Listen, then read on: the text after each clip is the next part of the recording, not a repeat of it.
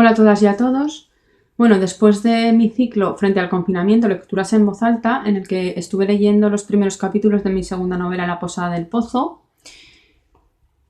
pues como seguimos en confinamiento, he ideado un nuevo ciclo que desarrollaré cuando pueda, que he titulado Frente al confinamiento, rescatando a las mujeres del olvido.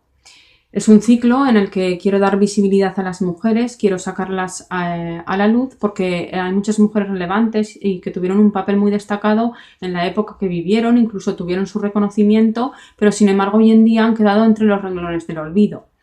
Llevo rescatando a estas mujeres del olvido hace mucho, escribiendo sobre ellas, y precisamente va a ser sobre muchos artículos que he escrito sobre sus biografías, sobre su vida, sobre su obra, que voy a intentar darlas a conocer pues a través por aquí, por el audiovisual un poco más, pero si queréis saber más datos más detallados o información más detallada sobre ellas, yo os aconsejo que leáis esos artículos que están publicados en mi blog La tinta derramada de la escritora Raquel Victoria.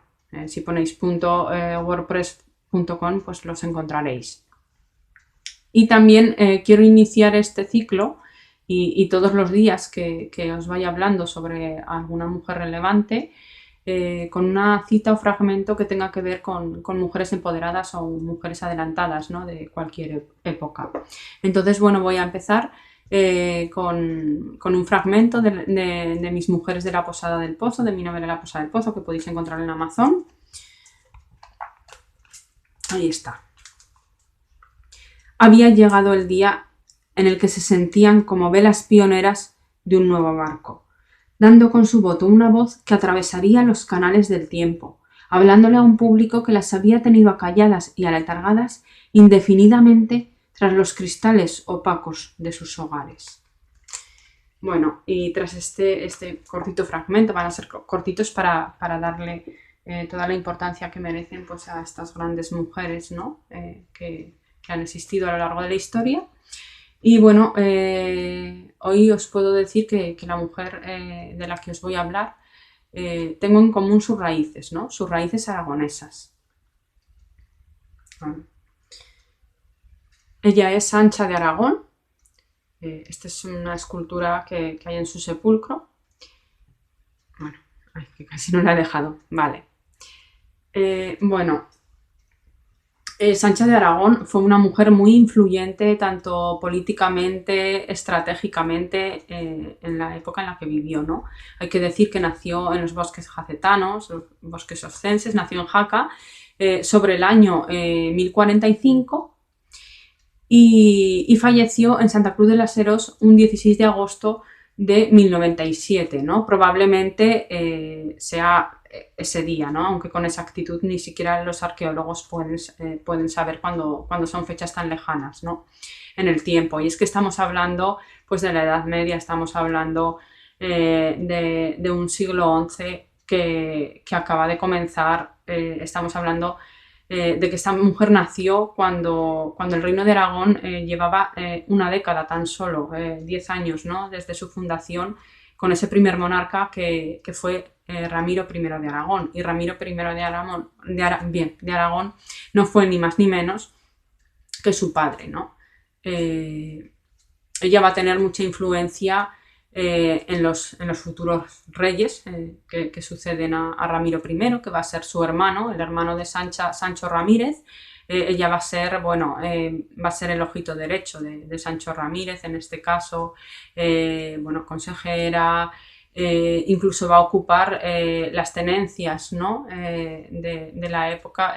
Esos cargos van a ser para ella, ¿no? Algo insólito en una mujer. E incluso acabará educando también a sus sobrinos, y entre sus sobrinos está el siguiente rey, ¿no? En la línea sucesoria, que es Pedro I, ¿no? Y le va a educar ella también. Entonces, bueno, empiezo así para que podáis ver la relevancia, ¿no? Y la importancia, la influencia que tuvo esta mujer en los designios de la historia, ¿no? De la historia, en este caso del Reino de Aragón, pero bueno, de la historia de su tiempo y por tanto de la historia de la humanidad. Bueno, seguramente ella, el papel en el que le habían encasillado ya desde niña, ¿no? Era el de ese claustro, ¿no? Entre comillas, de mujeres, ¿no? De dar herederos varones, de estar bordando todo el día, pues esa vida, ¿no? Que era la vida estereotipada y por supuesto dentro del hogar que tenía que tener una mujer, y más en aquellas épocas donde solo los hombres salían al exterior y por supuesto salían a guerrear, ¿no? Tenemos que ponernos también en el contexto en el que ella creció, que eran entre esas continuas guerras entre los reinos cristianos, pero sobre todo con los del sur, ¿no? Con esas guerras, ¿no? Esas contiendas contra los reinos musulmanes también.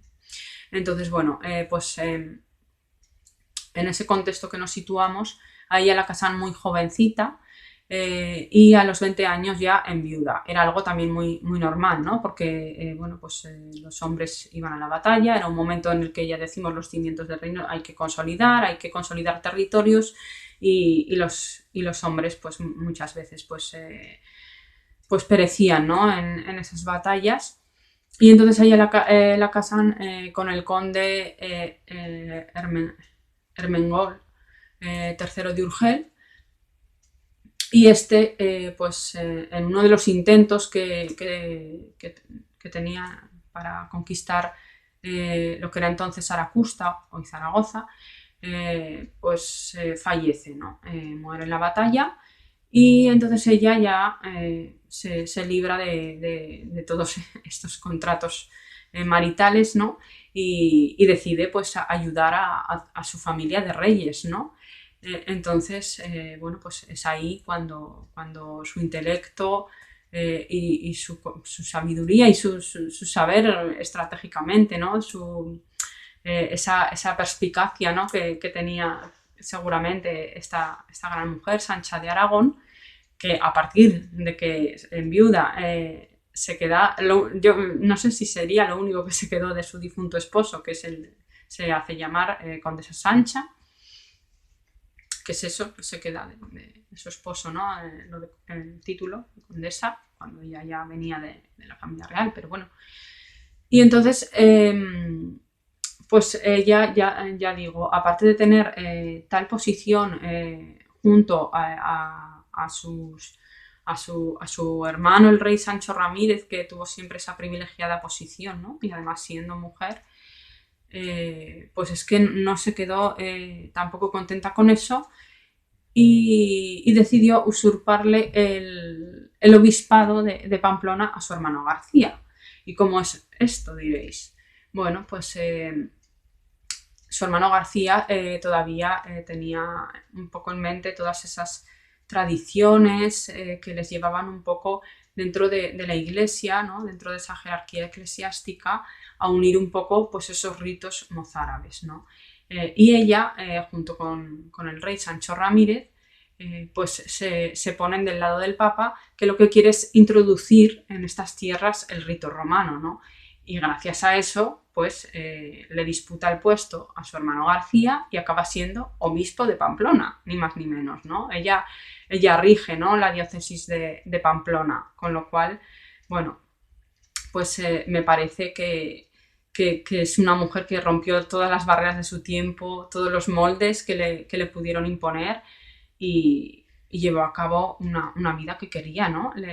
La de poder, y que además sabía llevarla muy bien, ¿no? La de mandato, porque es que también, incluso dentro de toda esta jerarquía eclesiástica, ella fundó el monasterio femenino de Santa Cruz de las Heros,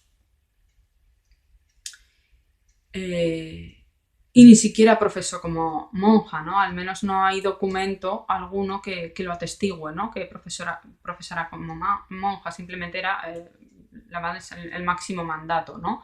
Y es que además también gobernó el monasterio masculino, que esto ya son palabras mayores, una mujer gobernando un monasterio de monjes, de hombres, como fue el de San Pedro de Sires.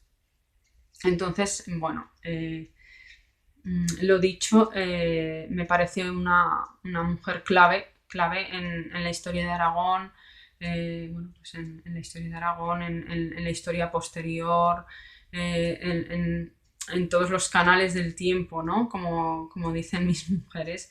Entonces, bueno, una mujer que es interesantísima conocer su vida y todo lo que el legado, ¿no? El legado que dejó, ¿no? Y que perdura hasta hoy. Hasta la próxima.